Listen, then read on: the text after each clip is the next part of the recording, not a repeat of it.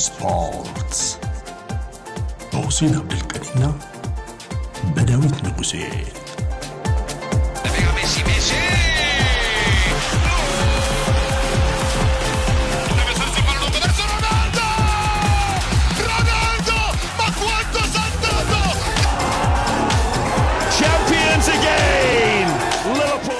ኤችዲ ስፖርትስ። ሰላም አድማጭ ተመልካቾች እንደምናላችሁ። ኤችዲ ስፖርት በተወዳጁ ብስራት ኤፍኤም 101.1 እና እንደዚሁም በኤችዲ ስፖርት ዩቲዩብ ቻናል ወደ እናንተ ሊደርስ እነሆ ፕሮግራሙ ጀምሯል። ዛሬ አንድ ሰዓት ቆይታ ነው የሚኖረን። ዕለተ ሰኞ ላይ እንገኛለን። ወሬው ሁሉ የአውሮፓ ቻምፒየንስ ሊግ የፓሪስ ሴን ዠርመን ድል ነው። እንግዲህ እኛም ከፓሪስ ሴን ዠርመን ጨዋታ አስቀድሞ ነበረ የመጣ ነውና በዚህኛው ከጨዋታው በኋላ ያሉ ነገሮችን እያነሳን ቆይታ እናደርጋለን። ከዚህም ውጭ ደግሞ አሁንም አሰልጣኙ ሉዊስ ኤንሪኬ ትልቅ ቡገሳ እየተቸረው ነው የሚገኘውና ምን አለ የሚለውን ነገር እንደዚሁ ለማንሳት ትኩረት የሚስቡትን ነገሮች ለማንሳት ጥረት እናደርጋለን። ከዚህ ውጭ የዝውውር ጉዳዮች እየተነሱ ነው የሚገኙት። ማንቸስተር ዩናይትድ የማቲያስ ኩንሃን ዝውውር ማጠናቀቁ ይፋ ተደርጓል። የዚህ ተጫዋች ዝውውር እንደሚፈጸም ቀድሞውኑ ይጠበቅ ነበረ። ይፋ መሆን ይቀረዋል ሲባል እንደዚሁም ደግሞ የሕክምና ምርመራ ሲባል ነበር። እነዛ ነገሮች አጠናቆ በይፋ የማንቸስተር ዩናይትድ ተጫዋች መሆኑ ተረጋግጧል።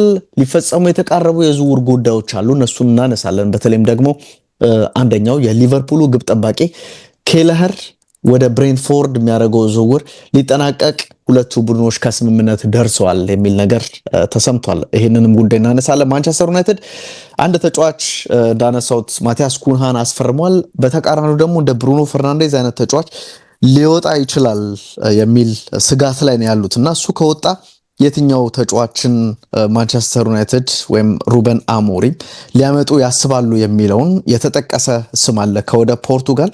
እሱን ጉዳይ እያነሳን ቆይታ እናደርጋለን። በአካል ዳንኤልና ሁሴን አብዱል ቀኒ ነው ዛሬ ቆይታ የምናደርገው።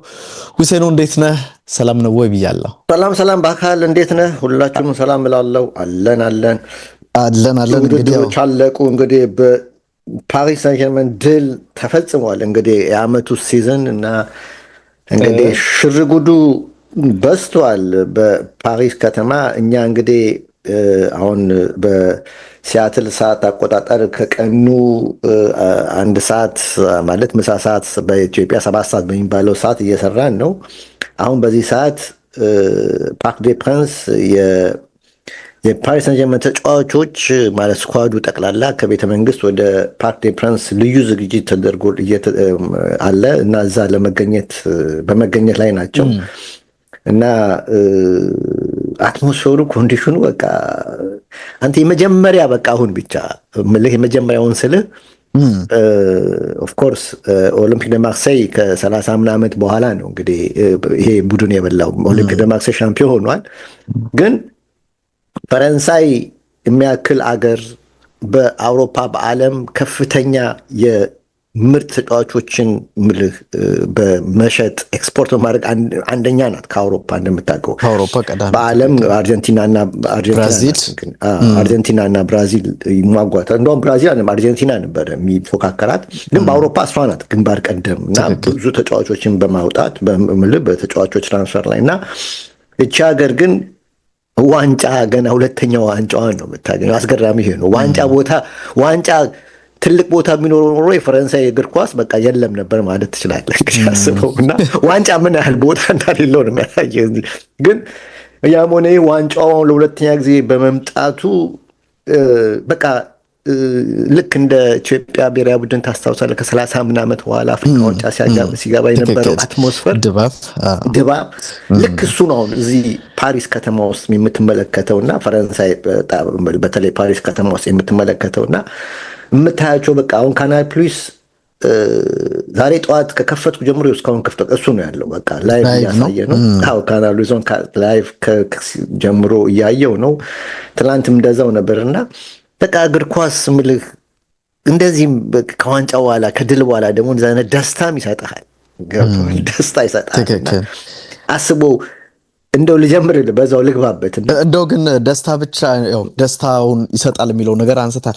የቢቢሲ ላይ የተመለከትኩ ነበረ ሁሴ ነው የሁለት ሰዎች ህልፈት ተሰምቷል። እንደዚሁም ደግሞ በመቶዎች የሚቆጠሩ የፓሪስ አደባባይን እንግዲህ ይህንን በዓል ሲያከብሩ የነበሩ አንዳንድ አደጋዎች ደርሰው ሁለት ሰዎች ሞተዋል፣ በመቶዎች የሚቆጠሩ ታስሯል የሚል ነገርን የፈረንሳይ የውስጥ ጉዳይ ሚኒስትር ይህንን ነገር አንስቷል። እንደውም የ17 ዓመት ወንድ ልጅ ነው አንደኛው የሞተው እና እዚህ ደረቱ አካባቢ ተወግቶ እንደሞተ ያሳያል። ከዛም ውጭ ደግሞ የ23 ዓመት እንደዚሁ ወጣትም እንደዚሁ ይሄ እዚህ ስኩተር የነዳ ባለበት ሰዓት አደጋ ደርሶበት ከመኪና ገጭቶት እሱም እንደዚሁ ማለፉ ተነግሯልና እንዳልከው ደስታው እጅግ ከፍ ያለ ነው። ሁሉ ጊዜ በደስታ ማግስት እንደዚህ ነገር አደጋዎች አሉ። በመኪና አደጋ ይፈጠራል፣ ተንጠልጥለው የሚወድቁ አሉ። አደጋ አሁን ከፖሊስ ጋር ግጭት አለ። እኔ ቅድሚያ ልግባ እኔ እንትንም ፖሊስ ደግሞ ያንን ለስነ ስርዓት አስከባሪ ያንን አሁን ትላንት አንተ እንዳልከው ቶክስ ምንድነው ጋዝ ጭስ ጋዝ ሁሉ እንትን ብለዋል። ምንድነው ተተኩሷል። የአርቲፊሻል ጥይት ተኩሰዋል። ብዙ ነገሮች ተፈጥረዋል እና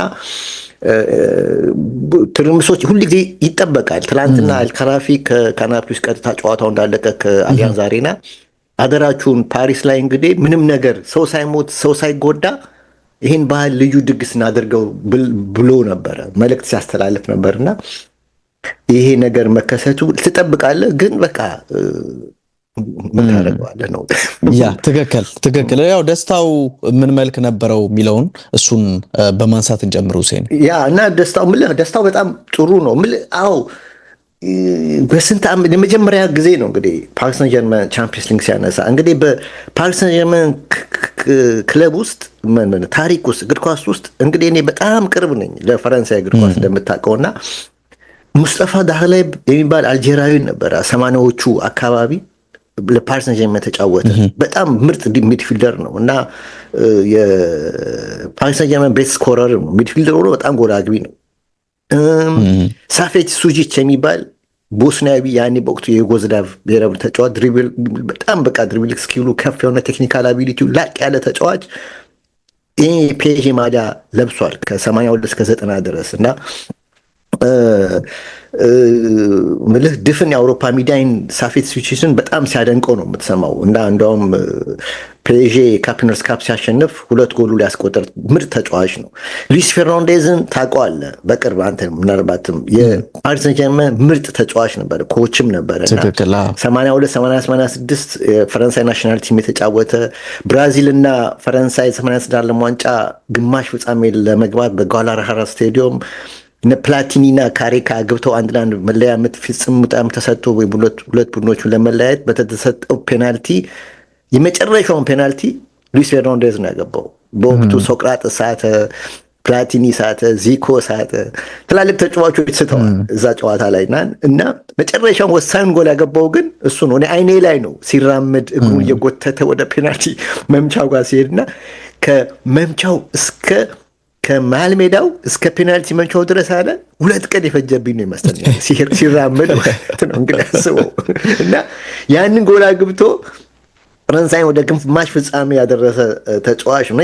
የፓሪስ ሰን ጀርመን ተጫዋች ነበር ይሄ ተጫዋች እና አስበው እና ዳቪድ ጂኖላን የመሰለ ከማደንቃቸው በፊት ከነበር ተጫዋቾች አንዱ የዚሁ የፓሪስ ሰን ጀርመን ተጫዋች ማሊያ የለበሰ ነው። አሁን ካናል ፕሉስ ትላንትና ኮንስታንታርቶ ነው ኦፍኮርስ ኒውካስል ገብተዋል። ኒውካስል ገብቶ ቶተንሃም ተጫውቷል፣ ቪላ ተጫውቷል፣ ኤቨርተን ተጫውቷል። ከዛ በኋላ 2 የእንግሊዝ ኮከብ ተጫዋች ተብሎ ተመርጧል እና ትልቅ ተጫዋች ነው። ጆርጅ ዩራን የመሰለ ብቸኛው የፍራንስ ፉትቦል ባሎንዶር አሸናፊ አፍሪካዊ እሱም ይህን የፓሪስ ሰን ጀርመን ማሊያ ለብሷል። ሲያስበው ጥበበኛ በጣም ልዩ ተጫዋች ነው። ኤሲ ሚላን ገብቶ ከቬሮና ጋር ሲጫወት ከፔናልቲ ቦክስ ከራሱ እስከ ላይኛው ፔናልቲ ቦክስ 85 ሜትር ገፍቶ ያገባ ተጫዋች ነው። የማራዶና ስታይል የተባለ ነው። ያኔ የጣሊያን ኳስ በምናይበት ጊዜ ይህንን ተመልክተናል እና ብራዚሊያኖችን የመሰሉ ሮናልዲኖ የፓሪስ ሰን ጀርመን ማሊያ ለብሷል። ራይ ቲያጎ ሲልቫ የፓሪስ ሰን ጀርመን ማሊያ ለብሷል። ዝላታን ኢብራሂሞቪች ካቫኒ፣ ኔይማር፣ ሜሲ፣ ኪሊያን ኤምባፔ የዚህን ማሊያ ለብሰዋል። ይህንን ማውሪሲዮ ፖቼቲኖ እነዚህ ሁሉ ግን ይህንን ዋንጫ ማምጣት አልቻሉ። እነዚህ ጠቀስኩልህ ምርጥ ተጫዋቾች፣ ለዓለም እግር ኳስ ትልቅ እርካታን የሰጡ ተጫዋቾች ይህንን ሁለቱ ትልቅ ጆሮ ዋንጫን ማምጣት አልቻሉ። እነዚህ ሁሉ እና ይህንን ዋንጫ ታሪክ ውስጥ ለመጀመሪያ ጊዜ ይህንን ዙፋን ለመጎናጸፍ የተሰባሰበው ስብስብ ግን ባለ ታሪክ ሆኗል። አሁን ገብቷል። ለዚህ ነው ይሄ ድግሱ ምኑ ሁሉ በቃ ልዩ የሆነበት ዋናው ምክንያት ይሄ ነው። ሉዊስ ኤንሪኬ እና ልጆቹ በወርቅ ቀለም ስማቸውን ጽፈዋል እና የቀዳሚው ቻምፒየንስ ሊግ ዋንጫ ለፔዤ ህልም የነበረው ሩቅ የነበረው እንደ ሩቅ ፍቅረኛ ይታይ የነበረው አሁን ግን የግል ንብረት እርሶ ተለውጧል። ገብቷል እና ስለዚህ ይሄ የሚሰጠው ደስታ በቃ ገደብ አሁን ቅድም ዳዊት ሲጀምር ይገባቸዋል ሲል ነበር። እውነቱን ይገባቸዋል ኦፍኮርስ ይገባቸዋል። ግን በቃ የሚሰጠው ደስታ አሁን ከአንተ ጋር እያወራው እዚህ በቲቪ ስክሪን ላይ የሚመለከተው የፓርክ ዴ ፕራንስ ደስታ ልነግርህ አልችልም። በቃ ትልቅ ሞቅ ብሏል በጣም እና እኔ እንግዲህ የአውሮፓን ፉትቦል መከታተል የጀመርኩ እንደው ወደ ግሌ ልግባልህ፣ እንደው ይቅርታ አድርግልኝ፣ ጊዜ ስጠኝ። እንግዲህ ይቅርታ የመጨረሻ ሲዝንም ስለሆነ እንደው ኮንፌንስ ማድረገው ነገር አለ ራሴንም በተመለከተ። እንግዲህ እኔ የአውሮፓ ፉትቦል መከታተል የጀመርኩት እንግዲህ ገና ተማሪ እያለሁ ነው፣ ሁሌ እናገራለሁ። እና እንደ ዛሬ ዓለም አንድ ሳትሆን በቀላሉ ኒውሶች በምታገኝበት ሰዓት ሳይሆን ያኔ ምልህ ኦፍኮርስ ማጋዚኖች አሉ። 11 ሞንዲያል 11 ለብቻው ነበር፣ ሞንዲያል ለብቻው፣ ፍራንስ ፉትቦል፣ ጀን አፍሪክ፣ አፍሪክ ፉትቦል፣ ሌኪፕ ምናምን የተለያዩ ጋዜጦች ነበሩ እና ኢንትሬፒዶ ምናምን ደግሞ እዛ ጣሊያን ላይብሬሪ አለ እና አንድ የጣሊያን የሚማር ጓደኛ ነበር ያመጣ ነበር። እነሱን ሁሉንም ለእኔ ልዩ ፍቅር ነበር የሚሰጡኝ እነሱን እያየው ማለት ነው እና 80ዎቹ በኋላ ነው እንግዲህ እንደምታውቀው ኢቲቪ ማስተላለፍ የጀመረው በፈረንጆ 80 መጀመሪያ የተጀመረው ኦሎምፒክ 80 ኦሎምፒክ ራሻ ላይ የተደረገው ነው ታስታውሳለሁ። ያ ቲቪ ላይቭ የተጀመረው እና ከዛ በፊት ግን እኔ ራዲዮ ፍራንስ እና እነዚህ ማጋዚኖች ነበር የምከታተል የነበረው። ራዲዮ ፍራንስን በቃ ስሰማ ልክ ያየኋቸው ነው ይመስለኝ ኦፍኮርስ እና 80ዎቹ ላይ እነ ፕላቲኒ፣ ቲጋና ፕሬስ 82 84 ላይ ቲጋና፣ ፕላቲኒ፣ አለን ጀርሲ ነበር የፈረንሳይ ናሽናል ቲም አየሁኝና ተለከፍኩ። በቃ በዛ ቡድን ለፈረንሳይ ልዩ ፍቅር ያለው ኦፍኮርስ ማጋዚኑን ማንበብም በግል ተጫዋቾችን ማወቅም እሱም አንድ ተጽዕኖ ያደርግብኝ ይመስለኛል። እና የዚህ ቡድን ደጋፊ ሆንኩ እና እኔ ብቻ ሳይሆን ቤተሰቦቼ ላይም ተጽዕኖ አድርጌያለሁ ይሄን ጉዳይ በተመለከተ እና የፈረንሳይ ቡድን ደጋፊ ሆኜ ታዲያ እኔ የፈረንሳይ ተማሪ ስለሆንኩ አይደለም የፈረንሳይ ደጋፊ በቃ በኳሳቸው ተማሪኬ ነው። በነቲጋና ፕላቲኒ ጥበብ ጂሬስ ሮሽቶ ኳሊቲ ተገዝቼ ነው ገብቷል። እና ፍራንስ ፉትቦል እና የፈረንሳይ ክለብ በአውሮፓ ሲሳተፉ የማንም ደጋፊ ነበርኩ በወቅቱ። ኦሎምፒክ ደ ማርሴይ ሚኒክ ላይ ቻምፒየንስ ሊግ ሲያነሳ ኤሲ ሚላንን አሸንፎ የነበረኝ ደስታ ነው እንዴት እንደተደሰትኩ። ፓሪስ ሴን ጀርመን ኦስትሪያ ቪየናን 1-0 አሸንፎ ካፕ ካፕ ሲያሸንፍ ላማ እያሉ ልዩ ደስታ ነበር የተሰጠኝ። ቦርዶ እነ ዚዳን፣ ሊዛራዞ፣ ዱጋሪ እያሉ የኤፍኤ ካፕ አስታውሳለሁ ከባየር ሙኒክ እንደውም ሪያል ቤቲስ ላይ ዚዳን ከመሃል ሜዳ ነበር ስፔን ያገባው አስታውሰዋለሁ። እና 96 ላይ ነው የምልህ ከባየር ሙኒክ ላይ ፋይናል ደርሰው ባየር ሙኒክ ካፋቸውን የቀማው ኦሊቨር ካን የሚባል በረኛ በቃ አልቻሉትም ነበረ ቦርዶዎች እና 2-0 አሸንፎ ዋንጫ እና ሁሌ የፈረንሳይ ክለቦች ሲጫወቱ ለእኔ በቃ ልክ እንደ ተወካይ ነበር አድርጌ እና እንደውም ከጊዜ በኋላ ነፍሱን ይማረውና ኢብራሂም ሻፊ አላህ እንደው በጀነት ያስቀምጠውና ይሄን ጉዳይ ስነግረው እኔም እኮ አለኝ እሱ እንደምታውቀው የኒውካስል ደጋፊ ነው። የእንግሊዝ ብሔራዊ ቡድን ደጋፊ ነው። እኔም እኮ ሁሴን እንግሊዝ ወክለው የሚገርፉ ክለቦች የሁሉም ደጋፊ ነኝ አለ። ኦፍኮርስ የኒውካስል ደጋፊ ነው፣ ግን ማንም ማንቸስተር ዩናይትድም አርሰናልም ሊቨርፑልም እንግሊዝን ሲወክሉ አለ የነሱ ደጋፊ እኔም ዳንተ ነው ብሎ የነገረኝ ትዝ ይለኛል። እና እና እዛ ታዲያ ይገርመሃል የፈረንሳይ ደጋፊ ሆን ግን ከፈረንሳይ ክለቦች ግን ፓሪስ ሰን ዠርመን ግን ቀልቤን ገዝቶኝ ነበር እና እነሱ ይስቡሃል። እሺ አዎ በጣም በተለይ በነ ዢኖላ ጆርጂያ ጊዜ የነበረው እግር ኳስ አረሰውም በተአምር እና ቤቴ ሁሉ የኔ መኝታ ቤት ብትመለከተው በፖስተር የተሞላ ነው። በመስታወት ነበር ማርከው የፈረንሳይ ተጫዋቾችን በተለይ ማድረጋቸው እና ብዙ በርካታ የፓሪስ ሰን ዠርመን ተጫዋቾች ፖስተር ነበረኝ እና እንደውም እንደው እውነቱን ልንገርህ እንግዲህ 1993-94 ላይ በእኛ በኢትዮጵያ 86 ማለት ነው ኢንተርስፖርት እንግዲህ የጀመረችው ያኔ ነው 86 ጥር ላይ ነው የጀመረችው እና የዩኤፋ ካፕ ዊነርስ ካፕ ግማሽ ፍጻሜ የነበረው የተገናኙት ፓሪስ ሰን ዠርመን እኔ የምደገፈው እና አርሰናል ነበሩ እና በወቅቱ የቦስማን ሕግ ስላልነበረ አንድ ክለብ ከውጭ ተጫዋቾች ፎሬነር 3 ተጫዋች ብቻ ነው የሚያሰልፈው እና ፓሪስ ላይ ያን ራይት በቴስታ አግብቶ ከዛ በኋላ ሰከንድ አፍ ደግሞ ዳቪጂኖላ በቴስታ እሱን አግብቶ 1-1 ጨረሱ። ተናድጄ ነበር ምክንያቱም ያኔ አዌ ጎል ቦታ ነበር እና መልሱ ላይ እዛ ጨዋታ ላይ ግን ያን ራይት ቢጫ ካርድ አይቶ ፋይናል ባለመሰለፉ ለንደን ላይ ያሸንፋሉ የሚል እምነት ነበረኝ ፓሪስ ሰን ዠርመን እና ልክ ፓሪስ ላይ ማነው ለንደን ሲሄዱ ግን ይገርመሃል ያ ራይት አልተሰለፈም። አርሰናል ግን 1-0 አሸነፈ ፓሪስ ሰን ዠርመን እና በዳቪድ ሲማን ነበረ ግብ ጠባቂው አስታውሳለሁ እና አርሰናል 1-0 አሸነፈ በካምበል ጎል 1-0 አሸነፈ እና በድምር ውጤት 2-1 ማለት ነው። በእለቱ ጆርጂያን አርቺድ ጆርጂያን የሚባሉ የፖርቱጋል አሰልጣኞች አይመቹኝም፣ ድሮም አይመቹኝም እንኳን አሁን አይደለም እና ጆርጂያን አላሰለፈውም ነበር። ለምንድን ነው አልተጠቀመ? 3 ተጫዋች ስለሚባል ራይን ነው ያሰለፈው። ብራዚሉ ራይ ደግሞ ገና መምጫው ነው፣ ብዙም ታዋቂ አልነበረም። ከብዶት ነበር የፈረንሳይ ገና መምጫዎች ከብራዚል እንደመጣ ስለሆነ እና ጆርጂያን አልተጠቀመበት። በዛ ምክንያት 1-0 ተሸንፈው ከውድድሩ ወጡ። እንግዲህ አስበውና ያኔ የፓሪስ ሰን ዠርመን ደጋፊ ነበርኩ እና እንግዲህ ፒኤስጂ ከአርሰናል እየተጫወተ ፒኤስጂ ነበር የምትደግፈው። ይሄ እንግዲህ ነግሬያለሁ፣ አመቱን ጠቅሼልሃለሁ እና ኬቨን ካምብል ነበር ያገባው ጎሉን፣ ብቸኛውን ጎል እና በኋላ ግን ምልህ ኦፍኮርስ ምልህ የቦስማን ሕግ ተለወጠ። ድፍን ምልህ አውሮፓ በቃ እንደፈለገ ተጫዋች ማሰለፍ ጀመረ። የፈረንሳይ የቦስማን ሕግ የጎዳው አንዱን የፈረንሳይ ሊግ ነበር የጎዳው። የምሬ ነው። የፈረንሳይ ሊግን በጣም ጎቶታል። ምክንያቱም የፈረንሳይ ተጫዋቾች እንዳለ ነው የወጡት። በቃ እንዳሉ ነው የሚወጡት እና በወቅቱ ግን መከታተል የነበረው ፍሬንች ሊግ 1 በጣም ቆንጆ ነበረ።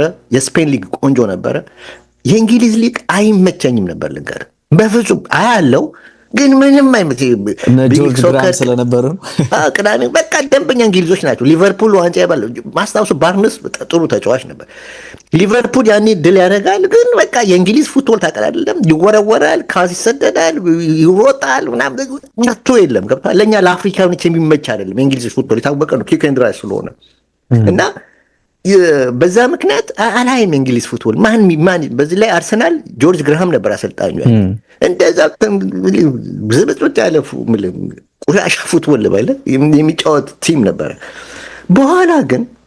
በኋላ ግን አርሴን ቬንገር የሚባል ሰው መጣ። እንግዲህ ከጃፓን ወደ አርሰናል ሲመጣ እንግዲህ 96 ላይ ማለት ነው ከኖጋያ ግራምፐስ ነው የመጣው እንደምታውቀው እና የገነቡት ቡድን ፍላጎቴን ነካወጣል፣ እርካታዬን፣ ደስታዬን በደንብ በቃ አንዳንዴ ምግብ እንኳን ታውቃለህ ለእኔ እኮ የሚጥመኝ ምግብ ለአንተ ላይ ጥምህ ይችላል። ገብቷል? ማጣጣም ለእኔ በቃ የሚመቸኝ ተች ነበሩ። ቬንገር ተች ኳሱ ራሱ እና በቃ እዛ ውስጥ ዘፈቀኝ ማለት ይችላል አርሴን ቬንገር። ስለዚህ ፈረንሳይን ተውክና ወደ እንግሊዝ ወደ አርሰናል ትኩረት በቃ ወደ አርሰናል የፈረንሳይ ናሽናል ቲምን አልተውኩትም፣ ግን አርሰናል ደግሞ አርሰናልም ቢሆን አሁን 2000 የአውሮፓ ሻምፒዮን የፈረንሳይ ቲም ስትመለከተው 98 2006 የደረሰው 98 አብዛኛው የአርሰናል ተጫዋቾች ናቸው። አርሴን ቬንገር እኮ ለዓለም ዋንጫ ፈረንሳይ ሻምፒዮን እንዲሆን ትልቁን አስተዋጽኦ ያደረጉት እሳቸው ናቸው። እነ ፒሬዝ በል፣ እነ ቲዬሪ ሄንሪ በል፣ እነ ቪዬራ በል፣ እነ ኤማኑኤል ፔቲ በል ሁሉንም ተጫዋቾች ብትመለከት እሳቸው ለዚህ ያበቋቸው ተጫዋቾች ናቸው። ለናሽናል ቲሙ እንትን ያደረጉትና እነሆ እዛው በቃ ከዛ ጀምሮ የዚሁ ቡድን እንግዲህ ደጋፊ ሆኜ ቁጭ ብያለሁ እልሃለሁ። ምክንያቱም እግር ኳስ ምን ቴስቴ ነበር። እንዳልከው የቴስት ጉዳይ ጥሩ የሚጫወቱ ተጫዋቾች ቴክኒካል ነገሮችን ደግሞ አንተ ትወዳለህ። አሁን እንደምታነሳው ብዙ አሁን ይሄ ጆዜ ሞሪኖ አይነት አሰልጣኞች ምናምን ብዙ እንትን አይሉም ቴክኒካል የሆኑ ነገሮችን ስለምትመርጥ። ስለዚህ ሙሉ ለሙሉ ደግሞ እንዳልከው የቦስማን ህግ መጥቶ ፈረንሳያን በሙሉ ለቀው ወጡ፣ ወደ ተለያዩ ሀገራት ሄዱ። ስለዚህ አንተም ቦስማንን ተከትለ ወደ አርሰናል ያ በዛ መልኩ አሁንም አርቴታንም ባይዘዌ ልንገር፣ አርቴታንም ቬንገር ከወጡ በኋላ ከፍቶኝ ነበር ልንገር እና በቃ አርቴታ ይሰናበትል ነበር አይደል? መጀመሪያ እሱ ጥሩ አልነበረም 2 ዓመት ምክንያቱም የኔ ቴስት አልነበረም። ግን ከ2 ዓመት በኋላ ላለፉት 3 ዓመት ያሳየኝ እግር ኳስ ግን ለኔ ቴስት ነው። ኦፍ ኮርስ ነገርኩ እኮ ለኔ ክትፎ ለኔ ሊጣፍጥ ይችላል፣ አንተ ላይ ጣፍጥ ይችላል። እግር ኳስም እንደዛው ነው። ገብቷል? እንደ ስሜታችን ውስጣችን እንደሚነካው ነው። እኔ አሁን የስፔን ኳስ አሁን ባርሴሎና ጥሩ ፉትቦል ጨዋታ ጥሩ ቡድን ነው፣ ግን ይበዛል። ገብቷል? መስመሩ ያልፋል ተቾቹ። የአርሰናል ግን የቬንገር ተች ግን ይለያል። ይቅርታ አድርግልኝ፣ በጣም ይለያል። እና ሁሉ ነገር አሁን አርሰናል ነግሬያለሁ፣ ከዚህ በፊት ተናግሬያለሁ። ባርሴሎና ውስጥ ዣቪ ኳስ አቁሞ ቀና ብሎ ነው የሚሰጠው። ሴስ ፋብሪጋዝ ግን አርሰናል ውስጥ እንደመጣ ነው ፓስ የምታደርገው። ገና ኳሱ እግሩ ላይ ሳይደርስ ፓስ ነው የምታደርገው። ለዚህም ነው ባርሴሎና ሄዶ ያልተሳካለት። ገብቷል?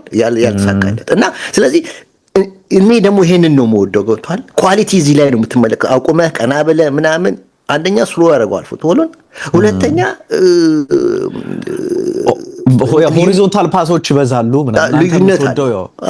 አንተ የምትወደው ዳይሬክት ሆነ ኳስ እና አሁንም አርቴታ ደግሞ ላለፉት 2 ዓመት ይጫወት የነበረው የቬንገር ተች ነው። ይቅርታ እንግዲህ አሁን ሰዎች ሁሉ ይናገራሉ። ሰዎች የፔፕ ነው ኖ ከፔፕ ጋር አይገናኝም። ከፔፕ ጋር አይገናኝም። በጣም ነፃነት እየሰጠ አሁን ቬንገር አርሰናል በጣም ነፃነት የሚሰጥ ለተጫዋቾች። ነፃነት ስትሰጥ ልጆቹ ኢንጆይ ሲያደርጉ ደግሞ አንተ ኢንጆይ የምታደርጉ። እነሱ መጀመሪያ ኢንጆይ ሲያደርጉ አንተ ነህ እንጂ ተመልካቹን ራሳቸው ቬንገርም ግቡና ተዝናኑ ነው አይደል? ተጫወቱ እኮ አይደለም ግቡና ተዝናኑ ነው የሚሉት። ያ ትክክል።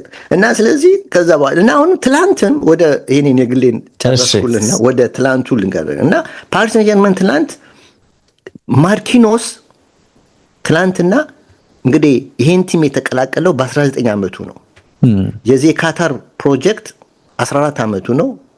ፕሮጀክቱ በተጀመረ በ2ኛ ዓመት የ19 ዓመት ልጅ ነው ያለው። ዛሬ 31 ዓመቱ ነው ይሄ ልጅ። እንግዲህ አስበው 12 ዓመት ለዚህ ቡድን ተጫውቷል። ፈረንሳይኛው ራሱ ሳነብ ሰማው በቃ ደንበኛ ፈረንሳይ አይደለ? ኢንተርቪው ሲሰጥ እና ጨዋታው ትናንትና ሳያልቅ 1 ደቂቃ በፊት ሲያለቅስ ነበር ሜዳ ውስጥ። ገና እኮ ጨዋታ ዳኛው እኮ ፊሽካውን አልነፉ። በነገራችን ላይ በካናል ፕሊስ ነው ያየሁትና ይሄ ይገርማል። የካናል ፕሊስ በኋላ እነግርሃለሁ ቅንብሩ እና ጨዋታው ከመጀመሩ 1 ደቂቃ ጨዋታ ውስጥ እያለ እኮ ሜዳ ውስጥ እያለ ያለቅስ ነበር ታውቃለህ። 1 ደቂቃ ሲቀር ጨዋታው ገና ሳያልቅ መጨረሻ ላይ ደግሞ በተለይ ኪምፔምቤ ከኢምባለው ተከላካይ አልተጫወተም። ተያይዘው ቤተሰብ ዘመዶቻቸውን ያጡ ነው ይመስሉት። ልጆቻቸው በህይወት ያጧቸው ነው ይመስሉት። ተያይዘው ሲያለቅሱ የሚሰጥህ ነገር አለ። ገብቷል? እግር ኳስ ገብቷል? የሚሰጥህ ነገር አለ። እግር ኳስ በቃ እኔ እንጃ ምን ያህል ደስታ እኔ ከ31 ዓመት በኋላ አፍሪካ ዋንጫ ስንፍ ሳላስብ ነው እምባዬ የወጣው ታውቃለህ። ከእንቅልፍ ከእምባዬ ደስታዬ ነው የምልህ። በቃ አንዳንዴ አትቆጣጠሩም፣ ደስታን እላፊን አትቆጣጠሩም። እና ይገርማል። ካናል ፕሊስ ሆሪዞን ላይ ይህንን ትላንትና ቁጭ ያልኩት በሲያትል ሰዓት 9 ሰዓት ተኩል ጠዋት ማለት ነው። አበሻ 3 ሰዓት ተኩል በሚባለው ሰዓት ቁጭ ብዬ በኢትዮጵያ ሰዓት ጠዋት ማታ 1 ሰዓት ተኩል ማለት ነው። ቴሌቪዥኑን ያጠፋሁት ሌሊት 8 ሰዓት ላይ ነበር በኢትዮጵያ ሰዓት፣ በእኛ 4 ሰዓት ፒኤም ይህን ሁሉ ለ7 ሰዓት ካናል ፕሉስ ላይቭ ነበር ያስተላልፍ የነበረው እና ከሚኒክ አሊያንዝ አሬና ላይ 6 ጋዜጠኞች ነበሩ። ሄርቬ ማቱን ጀምሮ ሄርቬ ማቱ ማለት የካናል ፕሉስ ኦሪዞን በጣም ምርጥ ዳይሬክተር ምንድነው አንከርማን ነው። ቴሪ ጂላርዲን የተካ ነው። ይሄ ቴሪ ጂላርዲ ካናል ፕሉስ የምንወደው ጋዜጠኛ ነበር። እንግዲህ 2002 ላይ በልብ ህመም ሞተ። በ40 ምናምን ዓመቱ ነው የሞተው እና እሱን የተካው ሄርቬ ማቱ ነው። በጣም ምርጥ በቃ እንደውም ቢን ስፖርት ጠቅላላ ሲወስዳቸው ካናል ፕሉስ ጋዜጠኞችን እሱ አልሄደም፣ እዚሁ ካናል ፕሉስ ነው እና እሱ ይመራል እና ዳቪድ ጂኖላ ነበሩ። 6 ጋዜጠኞች ነበሩ መድረኩ ላይ ነው ላይቭ። ከዛ ውጪ ፓሪስ ሰን የተቀመጠበት ሆቴል ሲያረፈበት ሆቴል ውስጥ ሪፖርተር ነበር፣ ቲቪ ከነካሜራው ማለት ላይቭ ከዛ የሚያስተላልፍ። በፓርክ ዴ ፕራንስ 48,000 ተመልካች ላይቭ ስቴዲየም ውስጥ 4 ትልቅ ስክሪን በአራቱም አቅጣጫ 14 ካሜራ አቁመው ካናል ፕሉስ ይከታተል ላይቭ ይቀዳ ነበር። ከፓርክ ዴ ፕራንስ ነው ማለት በቃ ጠቅላላ የፍራንስ ሚዲያ ካናል ፕሉስ በቃ ቢዚ ነበረ በዚህ እንትን እና የካታር ባለሀብቶቹ እንግዲህ ምን ያህል ከ14 ዓመት በኋላ ይህን ቻምፒየንስ ሊግ ዋንጫ ሲያመጡ እንግዲህ የምታውቀው ከ14 ዓመት በኋላ ነው ይህን ዋንጫ ያመጡት። ሮማን አብራሞቪች ቼልሲን ላይ ገንዘብ ኢንቨስት አድርገው ከ9 ዓመት በኋላ ነው ቻምፒየንስ ሊግን ያገኙት።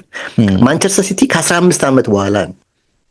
እነዚህ ካታሮቹ ደግሞ ከ14 ዓመት በኋላ ይህንን እንትን ያደርጉት ስኬት ያደርጉት እና ይሄ በዓል በጣም እርግጠኝነት አይባቸው ነበር። ይገርማል። ከጨዋታው በፊት 500 እንግዲህ የነዚህ የካታር ኢንቨስተሮች ከመጡ ጀምሮ በፓሪስ ሰን ዠርመን ክለብ ውስጥ 500 ሰራተኞች የሚከፈላቸው ማለት ቋሚ ሰራተኞች።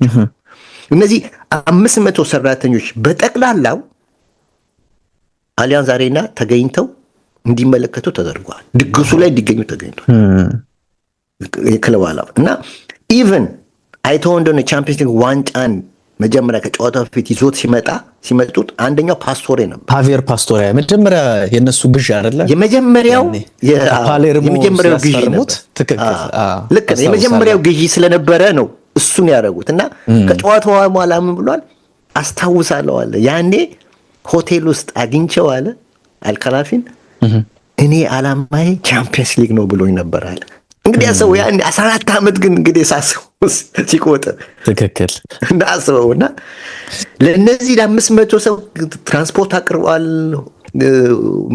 ቦነስ ማለት ኪስ ገንዘብ ሰጥቷል። ምን ብሏል ይላካቸው እንግዲህ አስበው ይሄ እና ድግሱ ላይ እዛ ተገኝተ ድግሱ ላይ ደግሞ ክለብ ቡድን 5-0 ሲያሸንፍ በቃ ምንድነው የሚሰማ ስሜት ሲያስበው? ሁሉም ነገር ሰርግና ምላሽ ሆነ ማለት ነው። እነሱ ብቻ አይደሉም። ከሲንጋፖር ከቪየትናም በርካቶች መጥተዋል። በጣም የገረመኝ ነገር አይተኸው እንደሆነ አስተውለህ ከሆነ ደግሞ በኮርና መምቻው ላይ ትላንትና በካታንጋ በስተ ቀኝ በኩል ማለት ነው ኮርና መምቻው ላይ የሲያትል ፓሪስ ደጋፊዎች አይቻለሁ አይደል? ልክ ነህ። ሲያትል ፒኤስጂ ፋን የሚል አይቻለሁ። ትክክል። አንድ ኳስ ኮርና ሊመታ ሲል አይቻለሁ።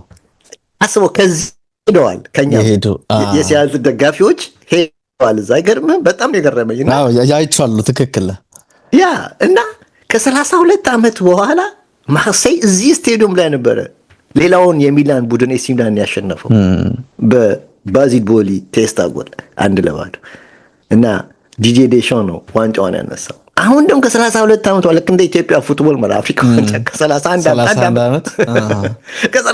ዓመት በኋላ ደግሞ ፓሪስ ሰን ዠርመን ይሄን ዋንጫ አነሳ እና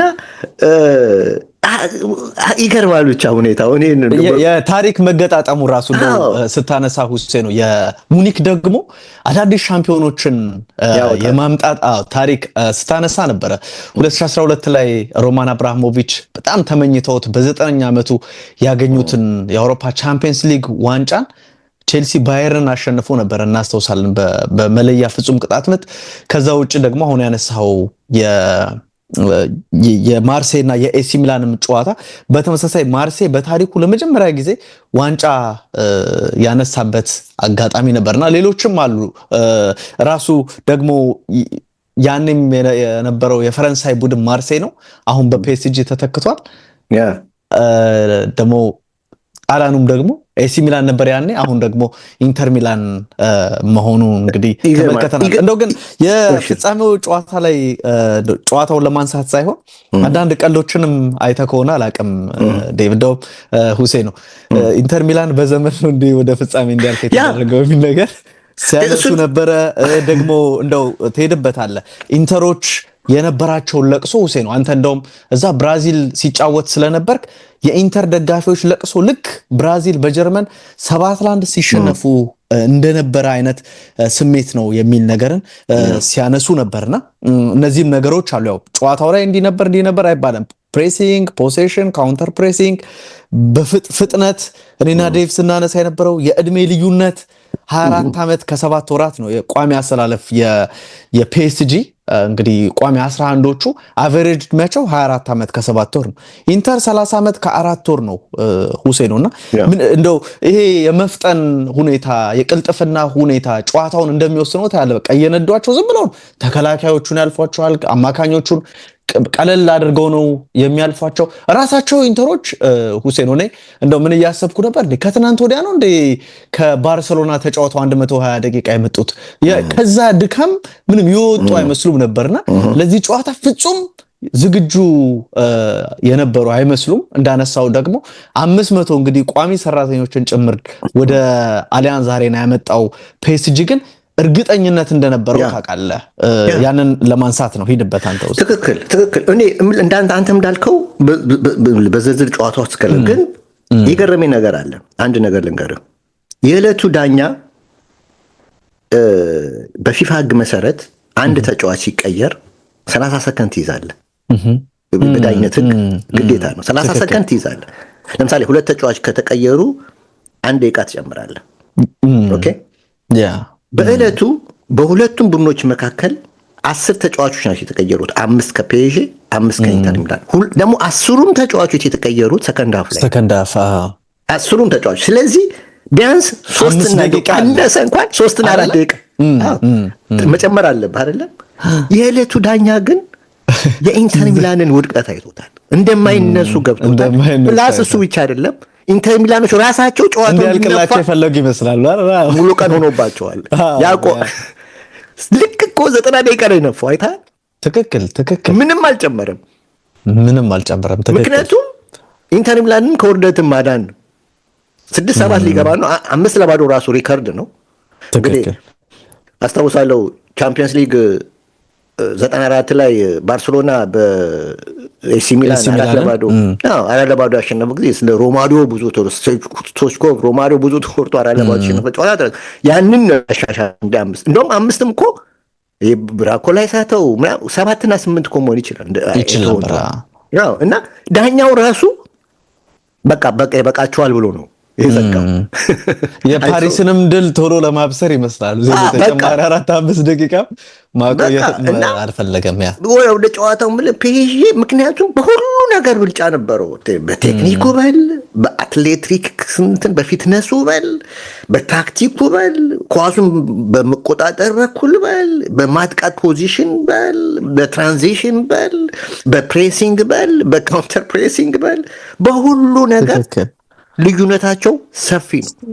በጣም ልዩ ሰፊ ነው። ፍጹም የሚባል ብልጫ 75 ደቂቃ አንተ እንዳልከው በወጣቶችና በእድሜ አይደለ ወይስ 75ኛው ደቂቃ ላይ እኮ ነው አንድ እንደውም ማርከስ ቱራም የመታውን ኳስ ግብ ጠባቂው ጂጂ ዶናሩማ ሲመልስ የተመለከት ነው። ከዛ ውጭ የለም እኮ ያ እና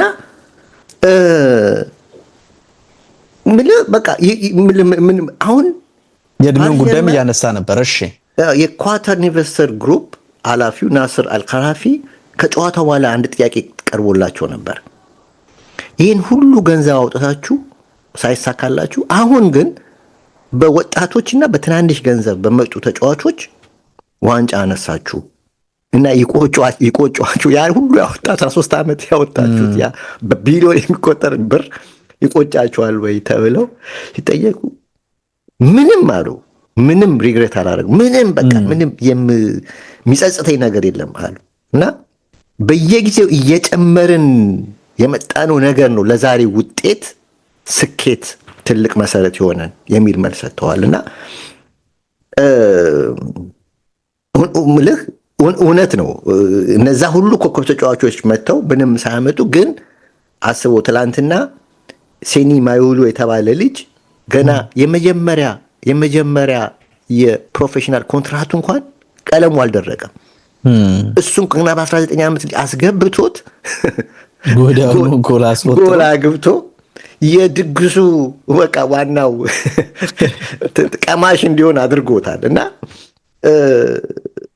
ይገርማል ዴዚሬ ዱዌን ስትመለከተው በጣም 2 ጎል እና 1 አሲስት አደረገ ገና ጨዋታው ገና 20 ዓመት የሚሞላው እንግዲህ ነገ ማክሰኞ ነው 20 ዓመቱ የሚያከብረው ይሄ እንግዲህ እድሜ 19 እስካልሞላህ ድረስ 19 ነው የምትባል ነገ ግን 20 ትለዋለህ እንግዲህ ሰዓታቶች ናቸው የቀሩት 20 ዓመቱን ሊሞላ እና በጥሩ ሙድ ላይ የነበረ ልጅ ነው ይታይ ነበርና ይሄ ተጫዋች 3ኛ ጎል የማግባት እድልም ነበረው ይሄ ራሱ 2 ጎል አግብቶ አንድ ማድረጉ ራሱ ከጋሬዝ ቤል 2001 ሪያል ማድሪድ ጋር እኩል አድርጎታል በሪካርድ ግን 3ኛ ጎል የማግባት 66ኛው ደቂቃ ነው የተቀየረው ማለት እንግዲህ በትን 4 ደቂቃ አለ በ4 ደቂቃ ውስጥ ካለው የበላይነት ሃትሪክ የመፍጠር እድል ነበረው ይሄ ልጅ አይደለም ግን 66ኛው ደቂቃ እንዲወጣ ሲነገረው አንድ ፊቱ ላይ ኩርፋ ያደቃለ አንድ ስሜት ውስጥ ነው ያለው አንድ እንኳን ማለት መከፋት እንኳን አላየ ሄዶ የባርኮላን አቅፎት ነው ቦንሻንስ ብሎት ጉድላክ ብሎት ያስገባው ምንድን ነው እንዲገባ ይፈቀደል እና ይሄ በቃ የሚሰጥህ መልእክት አለ ገብተዋል የሚሰጥህ ነገር አለ እና ሐኪሚን አሲስት ያደረገበት ሁኔታ እኮ የሚገርም ነው ለሐኪሚ የሚገርም ነው በቃ ዝም ብሎ ኦፍ ኮርስ የቪቲና ሰንጣቂ ፓስ የልጁ ሞቢሊቲ ልጁ ሄዶ እዛ ውስጥ መገኘቱ እዛ ቦታ ላይ መገኘት በዚህ ላይ ደግሞ የቪቲና አይን እዛ ቦታ ላይ መኖሩን እዛ ኮምፓክት በሆነ ጭንቅንቅ ባለ ታይት በሆነ በ5 ሜትር ራዲየስ ውስጥ እሱን አይቶት በአንድ ፓስ አንድ ፓስ ያን ሁሉ መግደል ማለት እና ያ ደግሞ ለዚህ ለሐኪሚ ፓስ አድርጎለት ባዶ ጎል በቃ ሐኪሚ እንደመብላት ነው በቃ ምን አሉ መሰለ ሐኪሚ በእግር ኳስ ካሪየሩ በቃ በጣም ያስቆጠረው ቀላሉ ጎል ያገባው ዛሬ ነው አሁን ማሰብ በቻምፒየንስ ሊግ ፍጻሜ ላይ ትክክል እና እንደዛና ሌኪፕ ነጥብ ፖይንት ይሰጣል ለሁለት ተጫዋቾች ከማለት ፊድባክ ፖይንት ይሰጣል ከሰጠው እና በአሰልጣኙ ታሪክ 10 ነጥብ ሰጥቶ አያውቅም 10 ከ10 ለሉዊስ ኤንሪኬ 10 ከ10 ነው የሰጠው ለሱ ብቻ አይደለም ለዚህ ለዱዌም 10 ነጥብ ነው የሰጠው ይሄ በጣም አስገርሞኛል እና ለምንድን ነው ካልከኝ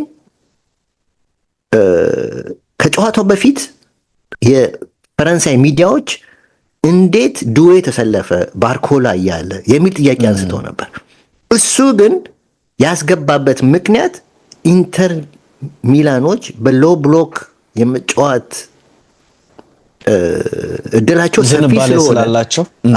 ሰፊ ስለሆነ ዱዌ በግል ድሪብለር ነው ክሪኤቲቭ ነው ቴክኒካል ተጫዋች ነው ያ ትንሽ ስፔስ ይፈልጋል ከተከላካይ ጀርባ መሮጥ ነው የሚችለው ይሄኛው ደግሞ ስፔስ ብዙም አይፈልግም ስለዚህ ይሄ ቁማሩ በትክክል ስለሆነ ነው 10 ከ10 ለኪፕ የሰጠው እና ግን ደግሞ እስካሁንም እኮ እየሄዱ ባሉበት በትልልቆቹም ጨዋታዎች ከሆነ ጊዜ በኋላ ባርኮላን ተጠባባቂ እያደረገው ነበር ዱዌ ላይ በደንብ እምነት እንዳለው የሚያሳዩ ውሳኔዎችን እንመለከት ነበር እና ይሄ ልጅ እንግዲህ በ20 ዓመቱ 2 ጎል አገባ 1 አሲስት አድርጓልና ሞቢሊቲው ይገርማል በደንብ ተመልክተነዋል ሌላው ኡስማን ዴምቤሌ ነው እንግዲህ ኡስማን ዴምቤሌ ጨዋታው ካለቀ በኋላ እኔ ትሪሸር አይደለም ትሪሸር ማለት አስመሳይ መስረቅ ነው ትሪሼ ማለት መስረቅ ምናምን ነው። ግን አይደለም አሁን ተደብቀ የምታደርገው ነገር ማለት ነው መሰረቀው እና አስመሳይ አይደለሁም። በዚህ ላይ ግን አስመሳይ አይደለሁም፣ ደሜ ነው የምሰጠው የሚል አስተያየት ሰጥቷል። እና እውነቱን ነው። የፓሪስ ሴንጀርመን የመጀመሪያ ፕሬሲንግ የሚጀምረው ከሱ ነው አይደለ? ራሱ ኤንሪኬ ባለንዶር ዛሬ ወደ ኋላ ዲፌንድ ላረገበት መንገድ ብቻ ባለንዶር ይገባዋል እያለ ሲናገር ነበር።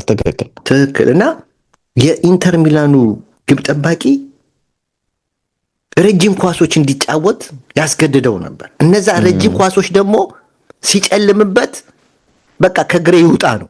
የተበላሹ ናቸው። 18 ሎንግ ፓስ አድርጎ 8ቱን ብቻ ነው በትክክል ለጓደኞች ሰጠው። ዘጠኞቹ ግን 50% ነው ያሳካው። ግማሹ ግን ለፓሪስ ሴንጀርመን ተጫዋቾች ደርሶ የፔጂ ተጫዋቾች መልሶ ወደ ማጥቃት ነው እንዲገቡ ቲሙን እንዲረብሹ የሚያደርገው። ይሄም ነው ገብተዋል የረበሻቸው ኢንተር ሚላኖች ሪከቨር እንዳያደርጉ ወዲያው ስለሚመጡባቸው ሪከቨር እንዳያደርጉባቸው ያደረገው። እና ዩኤፋም የውድድሩ ኮከብ ብሎታል እንደምታውቀው እንትናን ኡስማን ዴምቤሌ ባሎን ዶር የማግኘት እድሉ በጣም ሰፊ ነው። ዴዚሬ ዱዌ ደግሞ ወጣቱ ምርጥ ተጫዋች የሚለውን ክብር አግኝቷል።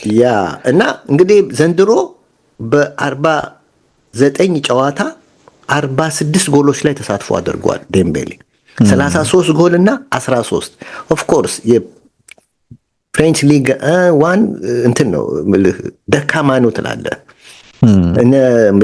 ትናንሽ ቲሞች ላይ ለማግባት ቀላል ነው ትላለህ። ግን ቻምፒየንስ ሊግ ላይ 14 ጨዋታ ውስጥ 8 ጎልና 6 አሲስት አድርጓል። ገብተዋል። እና ይሄ ኤክሴፕሽናል ስታት ነው። በጣም ቆንጆ ስታት ነው። አዲስ ታሪክ ነው ራሱ በፒኤስጂ ታሪክ በአንድ የውድድር ዓመት በቻምፒየንስ ሊግ እንደዚህ አይነት የግብ ተሳትፎ በማስቆጠርም በማቀበልም ያለው ተጫዋች ኢቨን ኤምባፔ ብዙ ዓመት ተጫውተው እንደዚህ አይነት ቁጥር የለውም። ኔይማር እንደዚህ አይነት ቁጥር የላቸው። እና የባሎን ዶር የማግኘት እድሉ በጣም ሰፊ ነው ለማለት ነው። እና ኢንተር ሚላን በተመለከተ ግን አንድ ነገር ልናገር። አንተም ቅድም ተናግረህ ነበር ቀርዶችን አያይዘን እንደ ድሮ ኢትዮጵያ ቴሌቪዥን ነበረ እንግዲህ የምታውቀው ፋይናል ጨዋታ ነበረ የሚያሳየው ከ80 በኋላ ኢትዮጵያ ቴሌቪዥን። እና ይህንን ጨዋታ ቻምፒየንስ ፍጻሜ ይህን ጨዋታ ብንመለከት ኖሮ በእርግጠኝነት ይሄ ቡድን የመጣው በዩኤፋ ታግዞ ነው ምናምን ኢንተር ሚላን ያላግባብ መጣ አንተ እንደምትለው በዘመድ ነው የመጣው ድንገተኛ ድግስ ወይ ደግሞ ይሄ ምንድነው የፓርቲ ዝንቦች ይባሉ አይደል? ሳትጠራ የምትመጣ ድሮ ስንጨፍር የፓርቲ ዝንቦች ይባሉ ሳይጠራ የሚመጣ ማለት ድንኳን ሰባሪ እና እንደሱ ነው ብለህ ልትል ትችል ነበር። ግን ኢንተር ሚላን እኮ መርሳት የለም። ባርሴሎና እኮ ከፓሪስ ሴንጀርመን እኮ ሚድፊልድ የባርሴሎና ይበልጣል። ይቅርታ አድርግልኝ፣ በጣም እኮ ቤስት ናቸው ባርሴሎናዎች። ይቅርታ አድርግልኝ አሁን ያሉት ተጫዋቾች።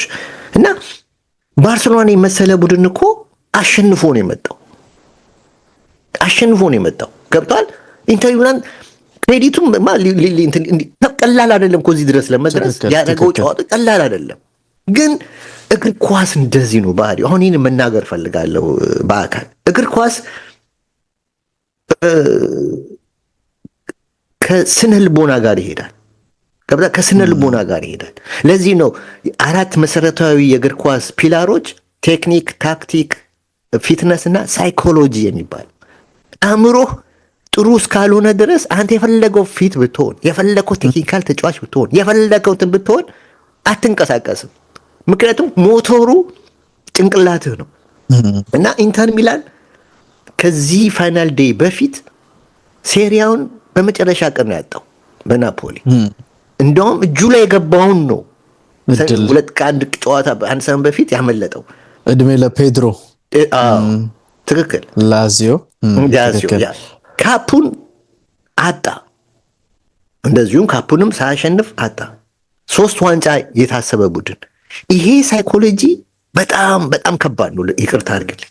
እና በዚህ ላይ የመጀመሪያ 20 ደቂቃ ውስጥ ሁሉም የሚሉ ጥንቃቄ የሚባልበት ነው። አሁን በዚህ በቻምፒየንስ ሊግ ፓሪስ ሴንጀርመን ሲያጠኑት የመጀመሪያ አሁን አርሰናልን ያሸነፈው በመጀመሪያ 20 ደቂቃ ውስጥ ትክክል ነው።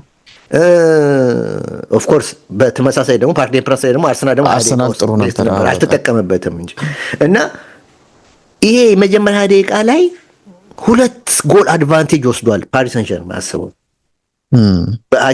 በሐኪሚና በዴዚሬ ዱዌ 2 ጎል አስቆጥሯል። ይሄ የነበረ ስነልቦና ላይ ደግሞ ይሄ ሲጨመር አትነሳም የፈለከው አቅም ይኖርህ እኮ አልኩ እንዴ እውነት ለመናገር እኔ አንድ ነገር ልንገርህ ኒኮላ ባሬላን የማያደንቅ ተጫዋች አለ እንዴ? እኔ አሁን ከጣሊያኖች አሁን ከዚህ ከኒው ጄኔሬሽን ከመወዳቸው ተጫዋቾች አንዱ ኒኮላ ባሬላ ነው። በጣም ምርጥ ተጫዋች ማርኮ ቬራቲና ባሬላ ናቸው አይደል? አዎ እድሜው ገፋ ጆርጊ ነው ትላለህ። ቁመት የለውም አጭር ነው 1.75 ነው። ግን ድፍን የአውሮፓ ስፖርት ሚዲያ ታለንትድ ሚድፊልደር እያለው የሚጠራው ተጫዋች ነው። ዲፌንስ ዞን ሊቨርፑል በየጊዜው ነው ይሄንን ተጫዋች ይፈልጋል። ዲፌንስ ዞን ውስጥ ሆኖ እኮ አንተ ድሪብል የሚያደርግ ልጅ ነው። ዲፌንስ ዞን ውስጥ ሆኖ በዲፌንስ ስራ ላይ በጥለዛ አይደለም ያወጣው ወይ ደግሞ በፓስ አይደለም ያወጣው ድሪብል አድርጎ የሚያልፍ ተጫዋች እኮ ነው። የምሬ ነው ማለት በጣም ትልቅ ኳሊቲ ያለው ልጅ ነው እና ለካውንተር አታክ በጣም የሚመች ነው። ብሬክ አድርጎ ለመነሳት ጥሩ አእምሮ ያለው ልጅ ነው። ኤነርጂ ያለው ኢንዱራንሱ በጣም ምታማው አይደለም። ቦክስ ቱ ቦክስ ተጫዋች ነው። ከቦክስ የትም ቦታ የሚጫወት ነው። እንደውም አስታውሳለሁ የጣሊያን ጋዜጣ ዴሎ ስፖርት ስቲቨን ጀራርድ ነው ይለዋል። የእንግሊዙ የጣሊያኑ ስቲቨን ጀራርድ እያለ ነው አድናቆት የሚሰጠው እና እንደውም ጣሊያኖች ሜዜላ የሚሉት ቦታ አለ። ሴንትራል ሚድፊልድ ማለት ነው። የዛ ንጉስ ነው ይሉታል። ምክንያቱም ኦፌንሲቭ ዞን ውስጥም ገብቶ ክሪያቲቭ ነው፣ ዲፌንሲቭ ስራ ላይም ጎበዝ ነው።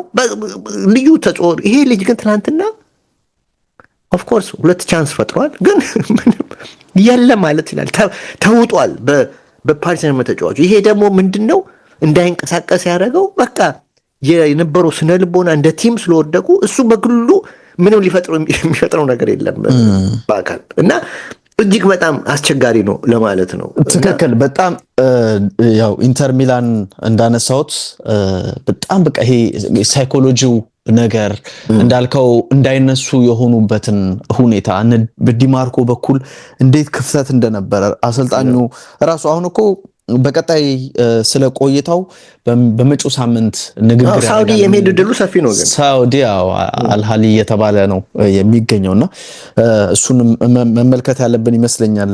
ሁሴኑ እንዴ አስቦ ዩኤፋ ተጫዋቾችን 11ን አሳውቋል እና ከ11ዱ 7ቱ የፓሪስ ሰን ዠርመን ተጫዋቾች ናቸው የተመረጡት።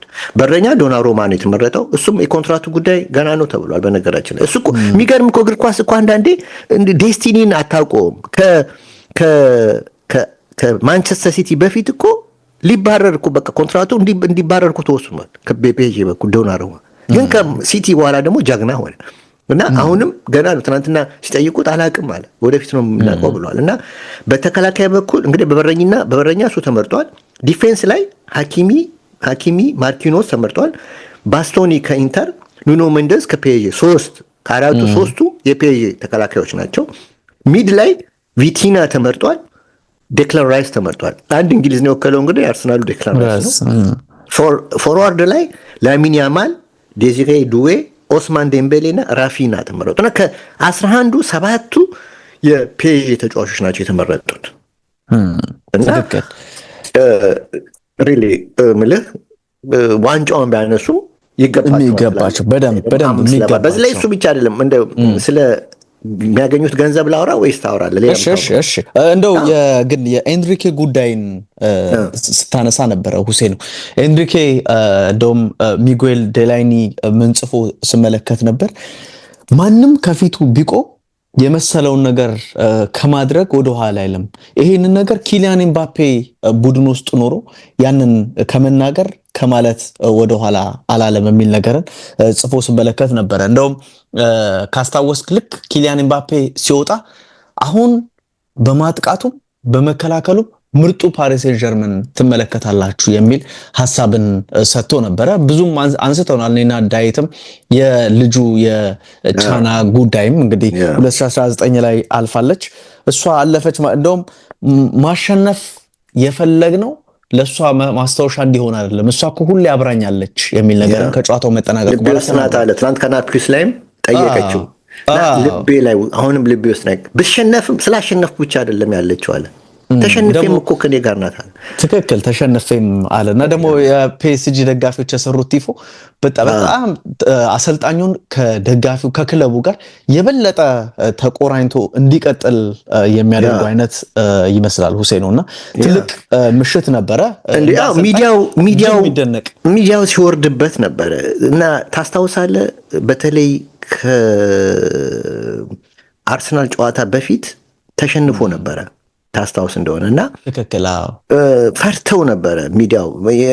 ፈረንሳይ ሚዲያ እንደ አርሰናል የፈራው የለም ከሊቨርፑል ምክንያቱም ያን ሰዓት 2 ጨዋታ ተሸነፈ፣ ጥሩ አልነበረም በሊጉስ ናሽናል ሊጉስ እና ትቾኩላላችሁ ብሎ ተናደው ሚዲያውን በቃ እናንተ የፓሪስ ጀርመን ኔጌቲቭ ነገር ብቻ ነው እየመዘዛችሁ የምታወሩት ብሎ ተናደዋችሁ ጮሆ ነው የወጣው ከፈረንሳይ ሚዲያዎች ጋር።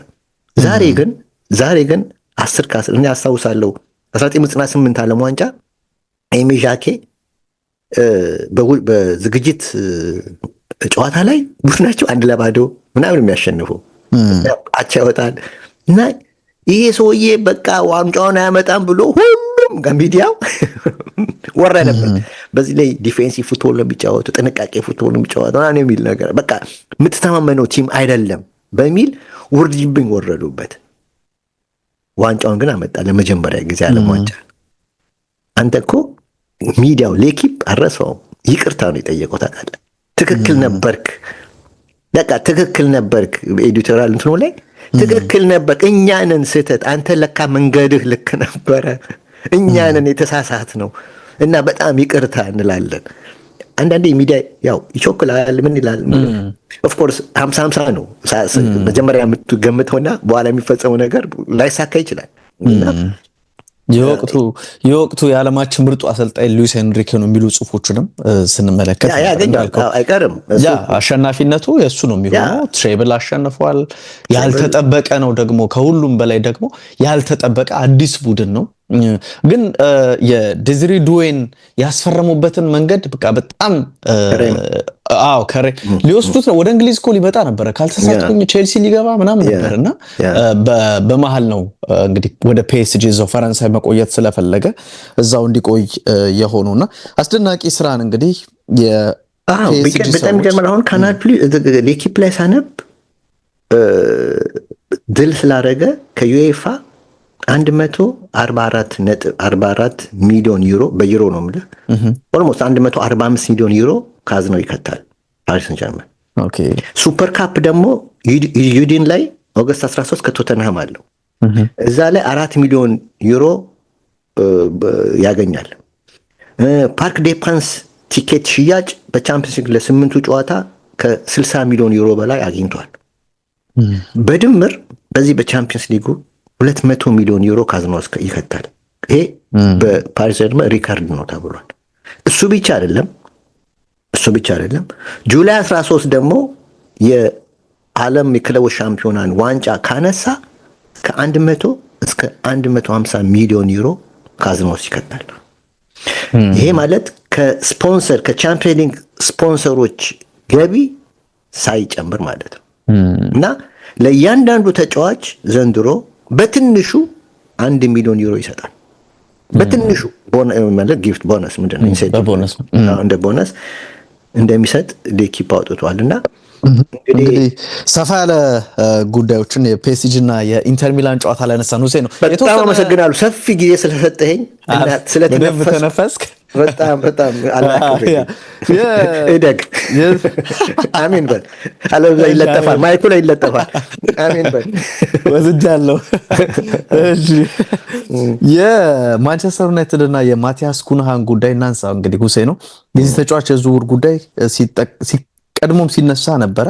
አንዳንድ ምስሎችም ወጥተው ነበረ ተጫዋቹ ከዩናይትድ አካባቢ ሲወጣ የሚያሳይና የ5 ዓመት ውል እና ተጨማሪ እየታየ የሚጨምር የ1 ዓመት ተጨማሪ ውል ፈርሟል። ስለዚህ በማንቸስተር ዩናይትድ እንደሚቆይ ይሄ ተጫዋች ተረጋግጧል። እስከ 2031 ሊቆይ ይችላል። አሁን ዩናይትዶች የቪዛ ጉዳይና ተጫዋቹን የማስፈረም የሬጅስትሬሽን ጉዳይ እንደቀረው ታውቋል። ከዛ በኋላ ዝውውሩ ፎርማላይዝ ይሆናል የሚል ነገርን አንስቷል። ኩና እንግዲህ 62.5 ሚሊዮን የውል የከፈለውና አንዳንድ በምን መልኩ ይሄንን ገንዘብ እንክፈል የሚለውን ጉዳይ በተመለከተ ከቡድኑ ጋር ውይይት አድርጎ 26 ዓመቱ ላይ ነው የሚገኘው። ጥሩ ብቃትን በተለይም በዘንድሮ የውድድር ዓመት አስፈላጊ የሆኑ ጎሎችን አስቆጥሯል። በ36 ጨዋታ 17 ግቦችን አስቆጥሯል። አንዳንድ ግቦቹ ደግሞ የተለዩ ናቸው። ከውጭ ሹት እያደረገ ያስቆጥራል፣ ቦክስ ውስጥ ገብቶ ግብ ያስቆጥራል። ይሄን ነገር ተመልክተናል። በወልቭስ ጥሩ ብቃትን አሳይቶ ከፍ ባለ ገንዘብ ነበረ ወደ ማንቸስተር ዩናይትድ እንዲሄድ የሆነው እናስታውሳለን። አትሌቲኮ ማድሪድ ላይ ስኬታማ አልነበረም። ያኔ 43 ሚሊዮን ነበረ የወጣበት። ከ2 ዓመት በኋላ ግን ራሱ ወልቭስ ተጨማሪ እንግዲህ እስከ 20 ሚሊዮን ፓውንድ የሚደርስ ትርፍ አግኝቶ ይሄንን ተጫዋች ማስፈረሙን ይፋ አድርጓል። ለቡድኑ ቨርሳቲሊቲ፣ ክሬቲቪቲ እና ራሱ ደግሞ ግብ የማስቆጠር ብቃትም ስላለው ይሄ ነገር ለዩናይትድ ያመጣል የሚለው ጉዳይ ይጠብቃል።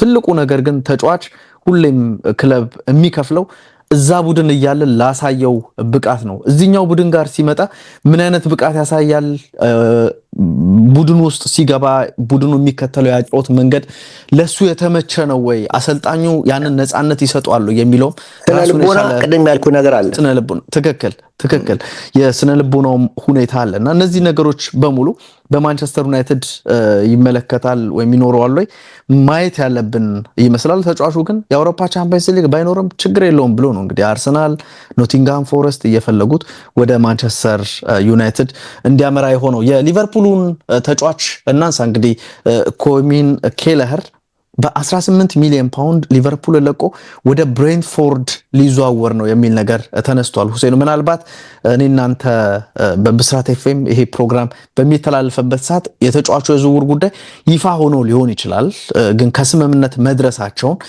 ለማንሳት ነው። 18 ሚሊዮን ፓውንድ ሊቨርፑል ያገኛል። 26 ዓመቱ ላይ ነው የሚገኘው። 67 ጨዋታዎችን እስካሁን ለሊቨርፑል አድርጓል። ሊቨርፑል 20 ሚሊዮን ይገምተው ነበር፣ ግን 2 ሚሊዮን ብቻ ዝቅ ባለ ሽጠውታል። ዋናው ምክንያት ብሬንትፎርድ ማርክ ፍሌከን ይህንን እንግዲህ ኔዘርላንዳዊ ግብ ጠባቂ ወደ ባየር ሊቨርኩሰን ሸኝቷል። ስለዚህ በ10 ሚሊዮን ዩሮ ወይም በ8.4 ሚሊዮን ፓውንድ ነው ይህንን ተጫዋች የሸጠው። ስለዚህ የሱን ክፍተት እንዲሞላ ታስቦ ቋሚ ግብ ጠባቂ ኬለኸርን አምጥተዋል። ኬለኸር የውድድር ዓመቱ ከተጠናቀቀ በኋላ በሊቨርፑል ደስተኛ ነኝ፣ ግን የምፈልገው በቋሚ አሁን ቁጥር 1 ግብ ጠባቂ መሆን እንዳለብኝ ይሰማኛል። በየሳምንቱ መጫወት እንዳለብኝ አውቃለሁ። ያንን ለማሳካት ነው የምንቀሳቀሰው የሚል ነገርን አንስቷል።